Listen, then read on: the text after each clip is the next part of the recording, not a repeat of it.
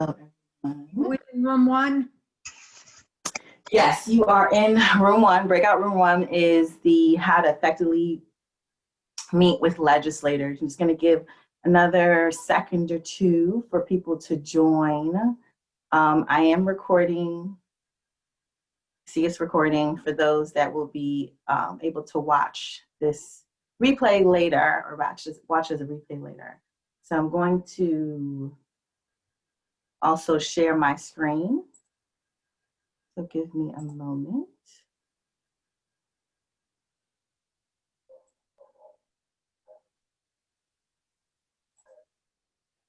So hopefully now you can see my screen.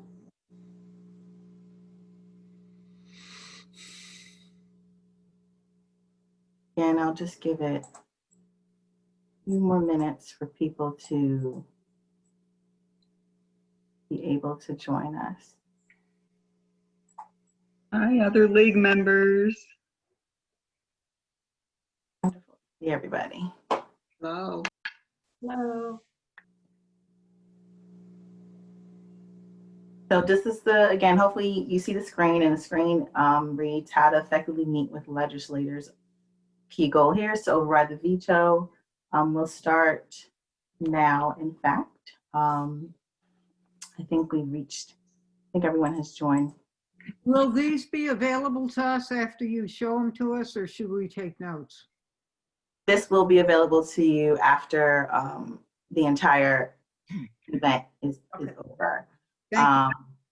You're welcome to take notes. Some things are not going to be in the presentation, but you're welcome to take notes as the presentation goes along. I'm a note taker, but I also like materials after. Awesome. All right, so let's begin. I think all have joined, and like I said initially, this recording will be available to others after the event is over. So our session, again, hopefully you're in the right break room. If not, welcome. Either way, everyone, welcome. The title for our breakout room is How to Effectively Meet with Legislators. This is the agenda for this time that we have together: introductions, goals, resources, tracker, a mock interview, and Q&A. I don't think we have time for everyone's introductions, but you'll have an introduction of myself. So my name is Hernanda Altima.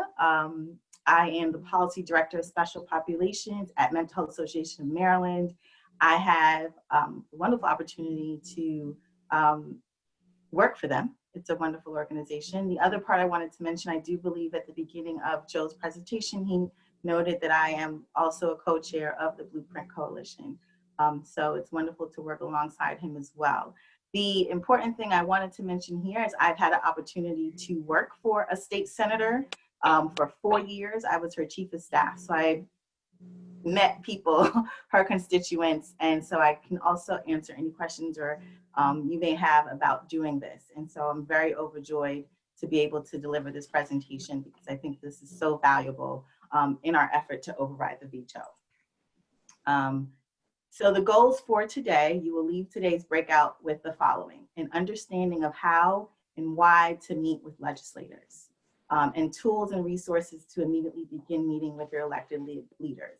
And as we stated earlier, as someone mentioned, they like handouts. Again, you'll have resources that will be sent to you again, but they were also sent to you in advance of today's event. So why do we meet? Why are we meeting with legislators in the first place? About 12 months ago, we had filled up auditoriums like this. We've also filled up the community centers. We had met with several different advocates, families, and just had a huge rally, in fact, to push a massive support for the Blueprint. They heard us, they listened to our voices, they were filled with the conviction of passing legislation that would be transformative for the education system. So we did it. We passed the Blueprint. Then we were hit with a pandemic, and then during that time, the governor vetoed the Blueprint. And so although we were successful in March, our work is not over. We have to do what we've been doing before the pandemic, now through the pandemic, of meeting with our legislators virtually. And they are open to hear all of you. So how will you do that? How will you continue in this fight of overriding or just making sure that we have the blueprint to work with, right? So the goal here is to override the veto. And specifically, there is a way to do so virtually.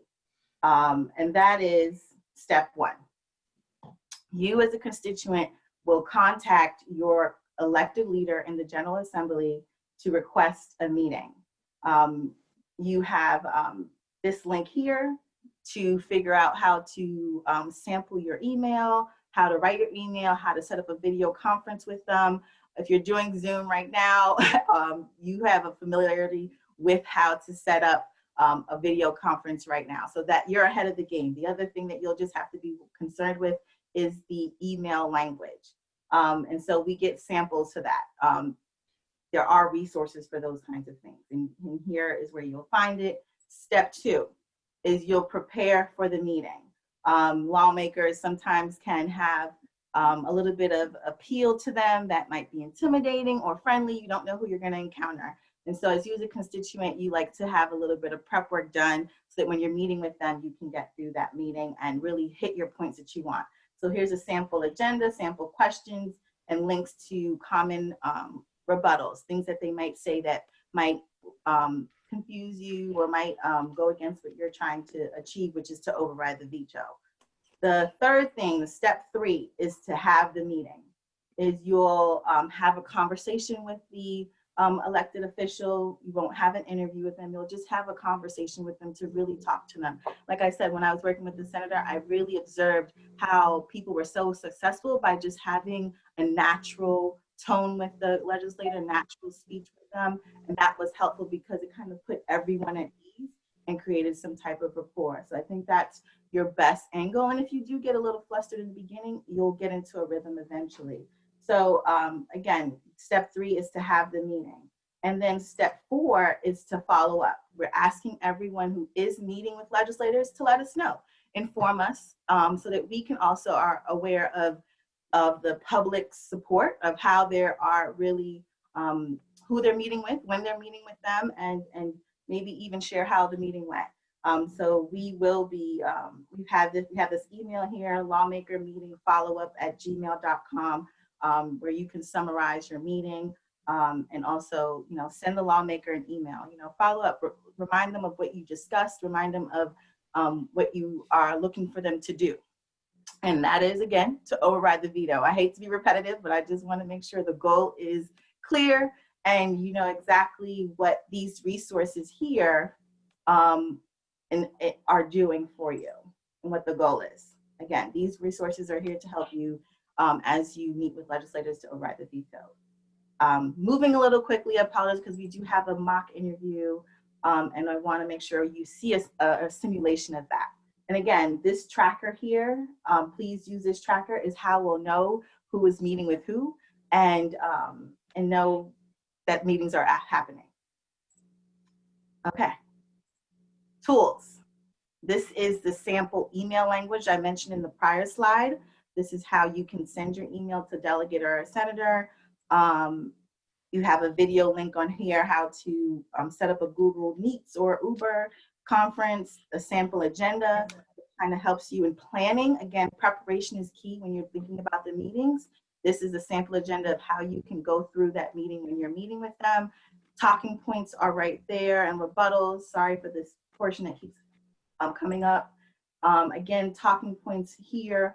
All these resources will be provided for you at the end, and also you receive them in advance. Don't feel like you have to copy anything down, but just wanted to show you what's going to be in those resources. And now the tracker, where you also are in position to help us in letting us know who you've spoken to, and at the same time for you to know who you've spoken to. So it's a double benefit there. So this is how you'll see the tracker. It's going to be an Excel sheet with the elected official's name And then your part, this is where you come in, is where you will input the information in one of these different color-coded boxes. Why are these boxes important? The boxes are important because it lets us know how many times a legislator has been seen or spoken to, right? We don't want to go over 3 times. I feel like if you're in a house, every time you hear someone say the same thing, you don't need more than 3 times to hear it. But you don't need, if you see that there's someone that is has typed in their information and they are the third constituent to speak to that person, you can move on to another person who's in your district. And if you have a relationship with that person and you do want to still talk to them about it, that's fine. But again, we really want to make sure that as many people, many elected officials are being spoken to. Sorry again that I rushed through that, but I definitely wanted us to do a practice. So you see here, there's Rachel McGrain, and she is going to help with the simulation, this mock meeting that we're doing. I'm going to stop sharing my screen for a second. Hopefully you can see me, and Rachel is up there as well. 1 second. And as we get ready to start, I am playing a senator who is interested in the blueprint, but might not get an immediate yes.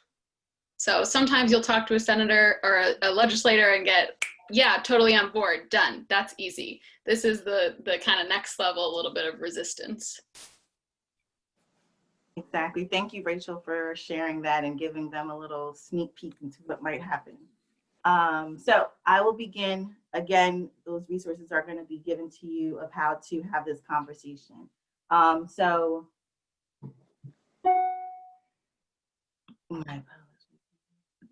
Okay, so I'm here because I care about our public schools, and I wanted to hear from you, Senator McGrain, on what your views are for the blueprint for Maryland's future. What are your priorities this year, and what is your plan for public education going into the next session? Well, thank you very much for taking the time to meet with me. It's really important for me to hear from my constituents. So I have a lot of priorities about education. Obviously we've had a massive learning loss from COVID-19, and I really want to make sure we can get our schools open. And I'm, talking with people right now to figure out how we can make that happen. Great. I'm happy that you're having these conversations with different individuals. I'm happy that I can add to your conversation of speaking to different individuals. I see that you voted for the blueprint last session. Where does that fit in your priorities this session? So obviously, as you said, I supported the blueprint last session, and I know how important the legislation is, but I do have some concerns. So I want to be able to vote to override, but I have some concerns about it. I understand that. Could you share your concerns? Well, the biggest concern is cost. We're in a recession now, and a lot of negative impacts from COVID-19, and people are still unemployed. So that's really important. And the blueprint bill has a big price tag. So what are we going to do about that? Can we afford it? And we're still in the midst of COVID-19. We have to make sure that we're getting out of this in one piece. And so I need to make sure we're addressing the immediate impacts of COVID. Yes, you've expressed some very valid concerns. I completely understand why why you have those concerns. But let me give you a few points that will help you and could ease you a little bit as you sort through those concerns and as you're meeting with people and as we continue this conversation. For instance, on the revenue side, we hear from the governor's office that the state's economy is collapsing. But what good news we had is that there was a recent report that showed us that we're close to $600 million in revenue, and we also have $1.2 billion in rainy day fund. So the cost, again, maybe not be overwhelmingly comforting, but it's definitely showing that we are not in the zero, we're not in the black. We have money available to support a plan such as the blueprint. Furthermore, I wanted to share that the blueprint, as written, as passed out in March, with support on both sides, definitely showed us that there are ways that the lawmakers were thinking in advance that we wanted a fiscally responsible bill. There is benchmarks within the legislation that allow us to have a little checkpoint and see if our revenue is still intact to move forward with different parts of the bill. We're phasing in certain provisions of the bill, so it's never to overwhelm the state budget, but to really be cognizant of the fact that we should be looking at the revenue. And again, I know you mentioned COVID. I know everyone's just in the midst of COVID and thinking about how COVID is an issue for the state. What the Blueprint is doing is helping to look at the next 20 years, not the next 20 weeks.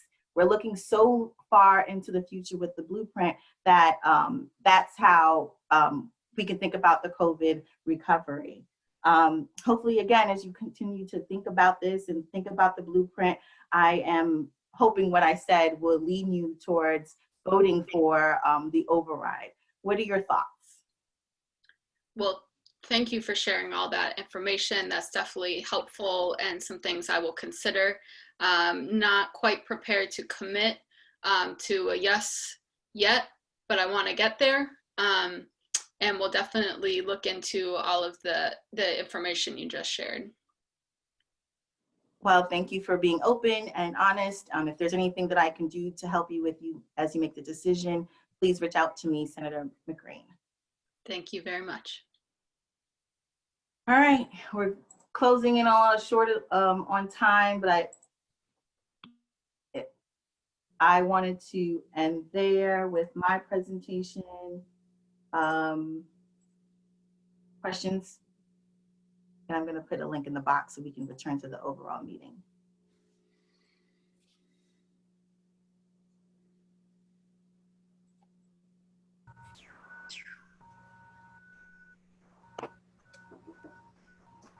Everyone, I have attached a link to enter the original meeting that we had in the chat box. I know we have 1 minute, I would say, left to answer any questions. Please feel free. What the resources will be sent to everyone after the event. So feel free to look out for that email and you'll have all the resources that I've mentioned in this presentation.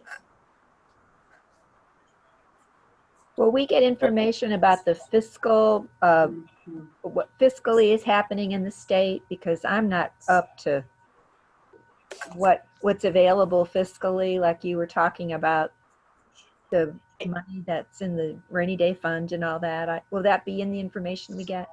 Yeah, so in the resources, there is some information regarding the budget, but I will reach back to the coordinators to ensure that there are some comments to help you, answer a potential question like that.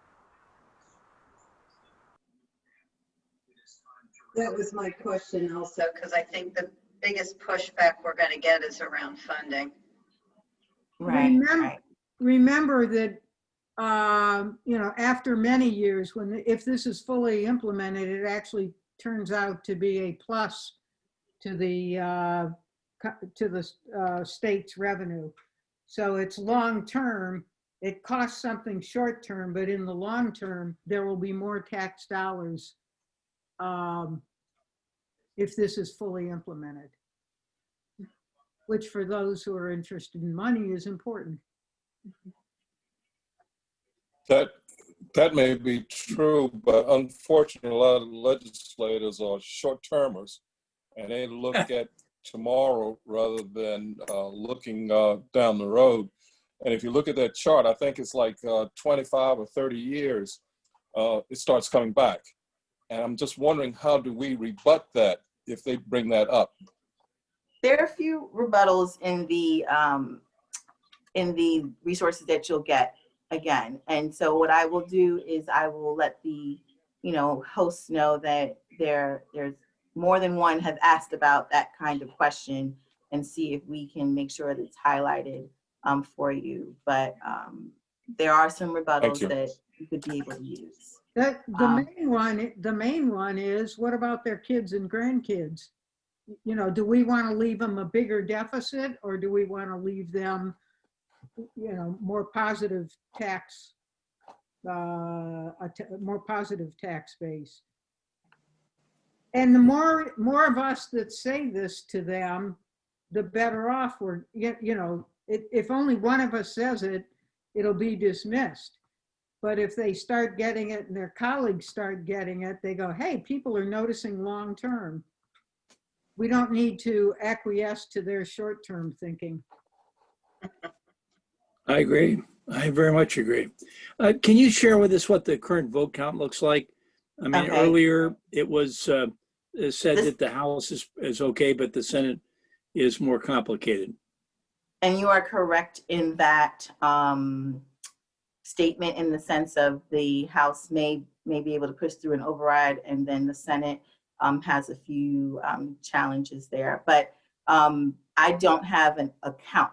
There's no Okay. count that I have. But I want to share here that Rachel did put in the chat that the full program is restarting, and you know, if you could all return to the main room, this recording will be available for others. Thank you for participating, and look forward to you speaking to the legislators. Thank you. Thank you. Bye. I'll stay here to allow people to click the link in the chat. Again.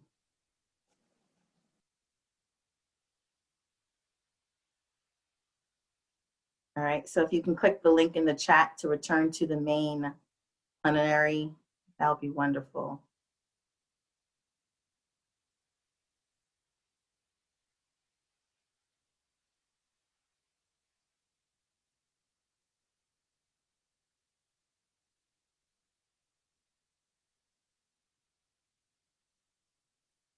Okay, almost there, a few more people. You click that link at the bottom there.